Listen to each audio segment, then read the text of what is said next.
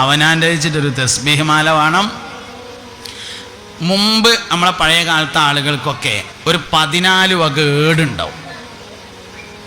ഇപ്പോൾ 555 വക 4444 വക ഏടൊക്കെ ഉണ്ട്. പക്ഷെ ആണുങ്ങൾക്ക് ഒറ്റൊന്നിനും ഏടില്ല. ഏടൊക്കെ പെണ്ണേക്കാണ്, ആണുങ്ങൾക്ക് ഏടില്ല. അതുകൊണ്ട് നമ്മളത് വെച്ചിട്ടൊരു ഏട് വേണം, ഒരു സബീന അല്ലെങ്കിൽ ഒരു ഏട് എന്തെങ്കിലും. എപ്പോഴും ഖുർആൻ ഓതാൻ കഴിഞ്ഞോണമെന്നില്ല, വേണ്ടത് അങ്ങനെ തന്നെയാണെങ്കിലും കഴിഞ്ഞോണമെന്നില്ല.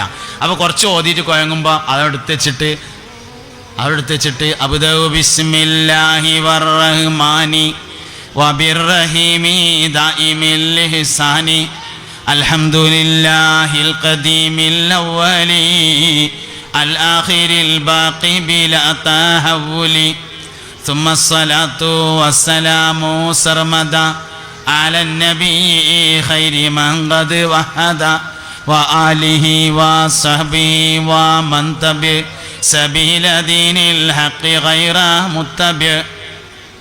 കുറേ അറബി ചൊല്ലിയിട്ട് ഇങ്ങനെ ക്ഷീണിക്കുമ്പോൾ കുറച്ച് മലയാളത്തിൽ. അപ്പോൾ മുയ്യദ്ദീമാലങ്ങനെ ചെല്ലുക, ലഫീസത്തുമാലങ്ങനെ ചെല്ലുക. മരണമാകും എന്ത് ബിണ്ട് ഓതി അന്നാമാനെ മാനിദാ സൂറത്ത് തീരും മുമ്പ് മൗത്തായാനെ മന്നവായി ബീവിയേരിൽ അൻഹറാദി അല്ലാ മഹഗുണർ ഫളിലാലെ എങ്കളെ ഹജത്തും വീട്ടല്ലാ.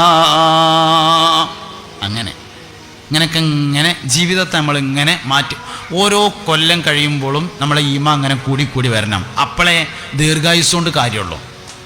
60 വയസ്സ് വരെ ജീവിച്ച ഒരാൾക്കും 65 വയസ്സ് വരെ ജീവിച്ച ഒരാൾക്കും ഒരേ ആയുസ്സുണ്ടായാൽ പോരാ, ഒരേ ഈമാൻ ഉണ്ടായാൽ പോരാ.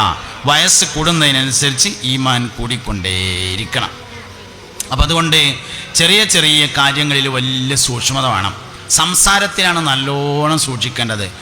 പറയാനൊന്നും പഠിക്കണ്ട, മുണ്ടാതിരിക്കാൻ നല്ലോണം വിവരമാണെന്നാണ്. വർത്താനം പറയാൻ പിരാന്തുണ്ടായാലും മതി, പക്ഷെ മിണ്ടാതിരിക്കണമെങ്കിൽ നല്ല ക്വാളിറ്റി ഉള്ളവന് മാത്രമേ സംസാരിക്കാതിരിക്കാൻ സാധിക്കുള്ളൂ. അതുകൊണ്ട് സംസാരിക്കുന്നതിനേക്കാൾ പഠിക്കാനുള്ളത് സംസാരിക്കാതിരിക്കാനാണ് എന്നാണ്. ഒഴിവ് സമയങ്ങൾ ഉപയോഗപ്പെടുത്തുന്നതിലാണ് നമ്മളെപ്പോഴും പരാജയപ്പെടുന്നത്.